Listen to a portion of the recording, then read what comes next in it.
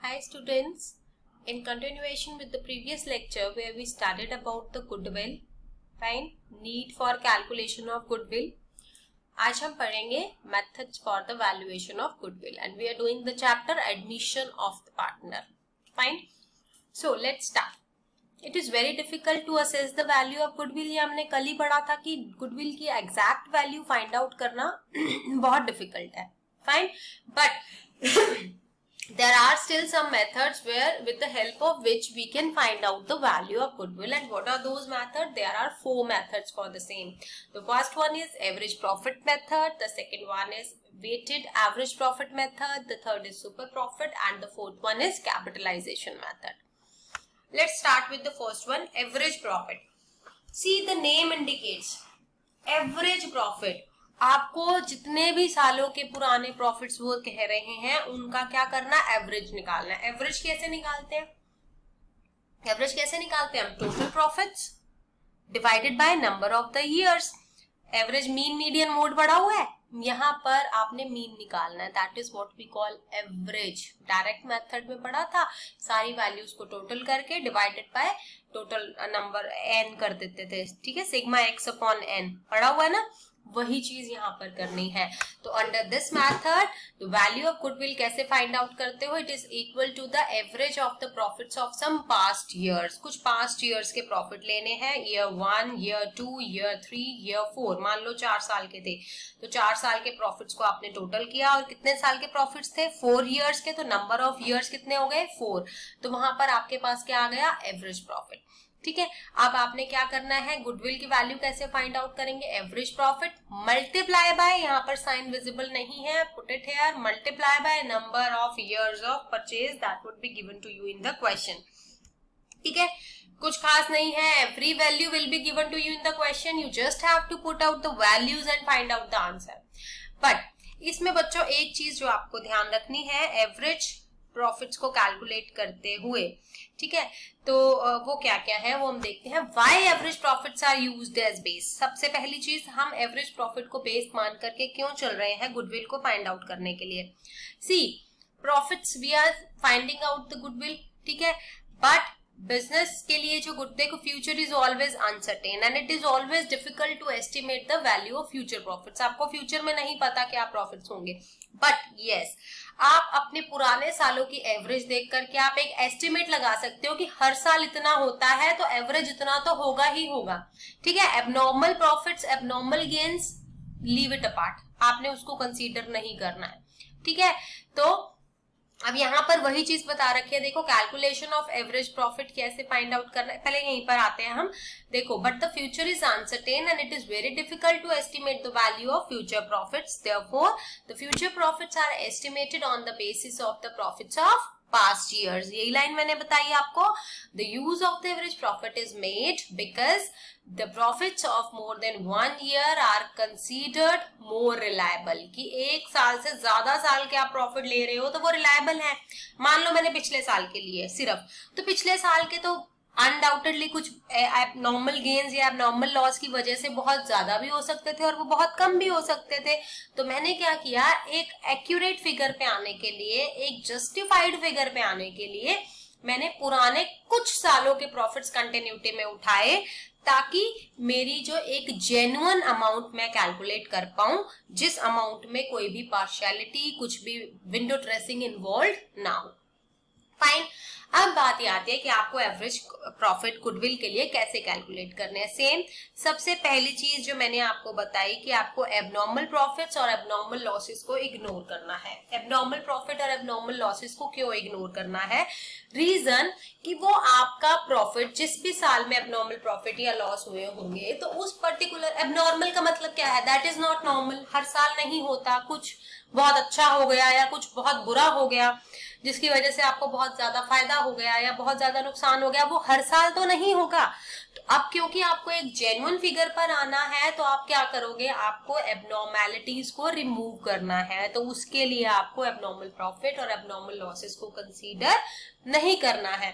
तो अगर किसी पर्टिकुलर ईयर में किसी फर्म ने एबनॉर्मल प्रॉफिट अर्न किए हैं तो आप अपने उस साल के प्रॉफिट में से, कंसर्न ईयर के उस पर्टिकुलर ईयर के प्रॉफिट में से उस एबनॉर्मल प्रॉफिट के अमाउंट को आप क्या कर दोगे, डिडक्ट कर दोगे, माइनस कर दोगे, क्योंकि वो प्रॉफिट रेगुलर नेचर का, रेकरिंग नेचर का नहीं है। Clear? In the same manner अगर एबनॉर्मल लॉस हो गया, एबनॉर्मल लॉस का मतलब हुआ कि अगर ये लॉस एबनॉर्मल है, यानी कि इसका मतलब ये हर साल या अक्सर नहीं होता, तो अक्सर नहीं होता तो अगर ये लॉस ना हुआ होता तो आपके प्रॉफिट्स क्या होते, ज्यादा होते। तो ये चीज हम सोचते हुए, क्योंकि ये एबनॉर्मल लॉस है, हमने इसको इग्नोर करना है, तो हम क्या करेंगे, इसको ऐड कर देंगे। इसीलिए हमने प्रॉफिट को माइनस किया था। क्यों? क्योंकि अगर ये एबनॉर्मल प्रॉफिट ना हुआ होता, हमारा नॉर्मल प्रॉफिट चल रहा होता, तो ये प्रॉफिट ना होता, तो हम इसको माइनस कर दिया। इन द सेम मैनर अगर एबनॉर्मल लॉस ना हुआ होता तो आपका प्रॉफिट क्या होता, थोड़ा सा ज्यादा होता, तो इसलिए आपने उसको क्या किया, ऐड कर दिया profits of the concern years में। अब एबनॉर्मल लॉस क्या हो सकता है, देखो, such as loss by fire, theft और फ्लड। आपके बुक में एग्जाम्पल दे रखा है। और एबनॉर्मल प्रॉफिट का क्या दे रखा है, profit from the war period during inflation.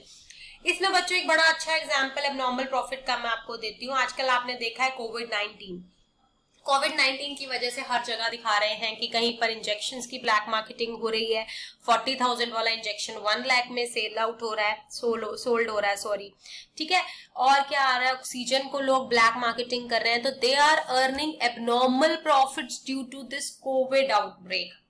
They will not be earning it always, हमेशा नहीं है, ये कुछ टाइम पीरियड का वो लोग फायदा उठा रहे हैं, ब्लैक मार्केटिंग कर रहे हैं। That is the abnormal profit, ठीक है।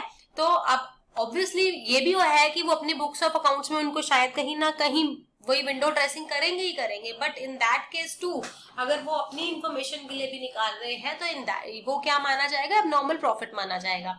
नॉर्मल एक्सपेंसेस क्या होते हैं कि अगर कोई भी बिजनेस से रिलेटेड नॉर्मल एक्सपेंसेस हैं जो कि रेगुलर नेचर के हैं, रेकरिंग नेचर के हैं, और आपने उनको माइनस नहीं किया हुआ, तो करना चाहिए था ना। आपने माइनस नहीं किया तो कर दो, और अगर कर रखा है तो कुछ भी मत करो, ठीक है। So just I am giving it a read. If there are some normal expenses which are of recurring nature and are not deducted from firm's profits, then these should be deducted while calculating the net profit of that year, such as normal insurance premium, which is not deducted. Clear? कि अगर आपने deduct नहीं किया हुआ, जो कि P&L में debit करना था, आपने डेबिट नहीं किया, जिसकी वजह से आपके प्रॉफिट्स बढ़ गए, अब आप उसको दोबारा से डेबिट करके अपने नॉर्मल प्रॉफिट्स पर आ जाओ, ठीक है। वही चीज इसने बताई है। Income from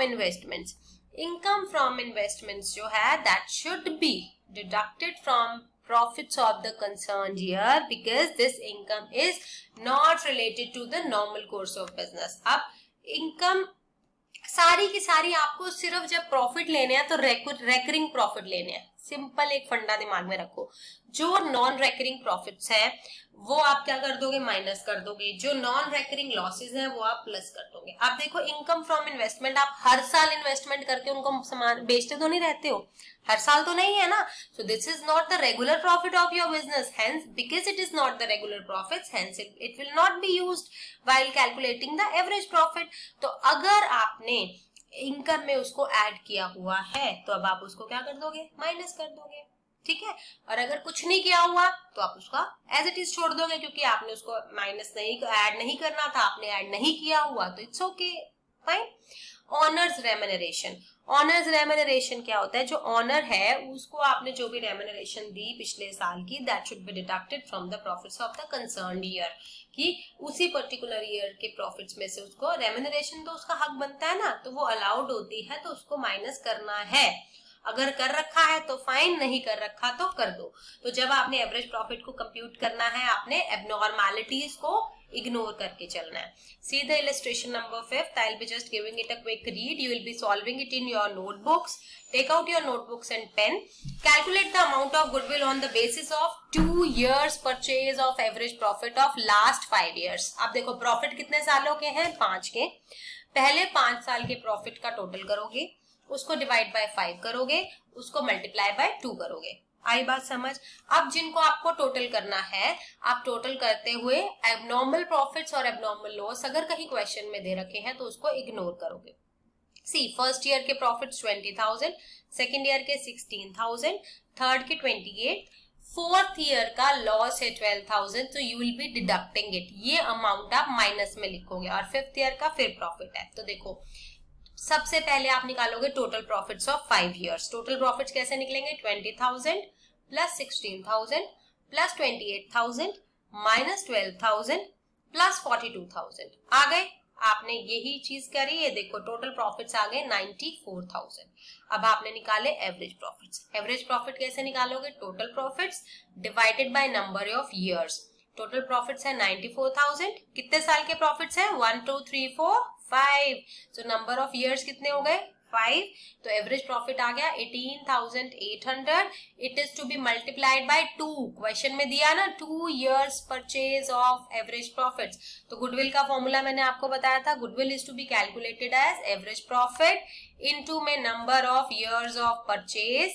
so average profit है 18,800 multiply by 2, 37,600। Fine is the amount of goodwill. Don't forget to mention the currency, रुपए लिखना नहीं भूलना।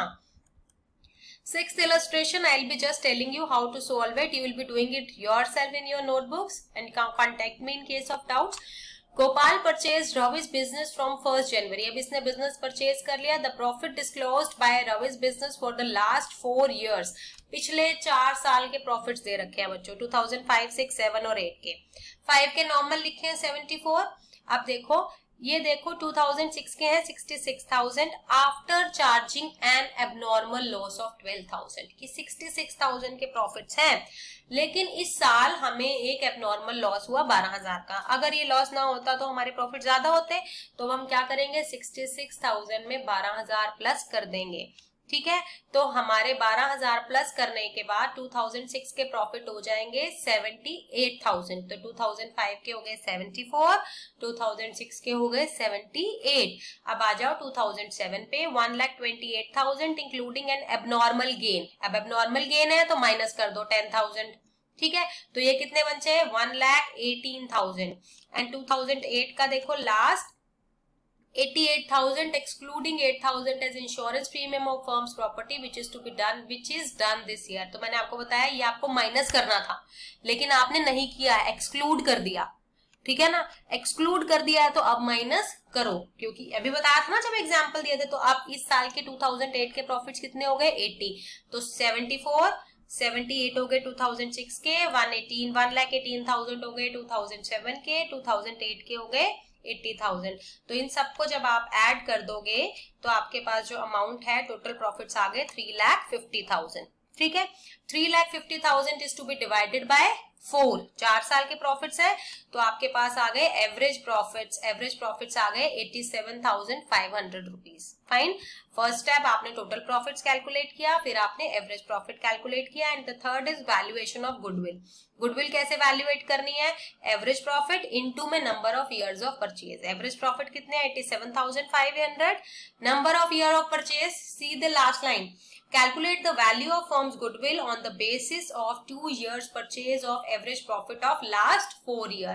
2 ईयर की परचेज है और एवरेज प्रॉफिट कितने लेने हैं? 4 साल के। तो एवरेज प्रॉफिट हमने ले लिए, it is to be multiplied by 2।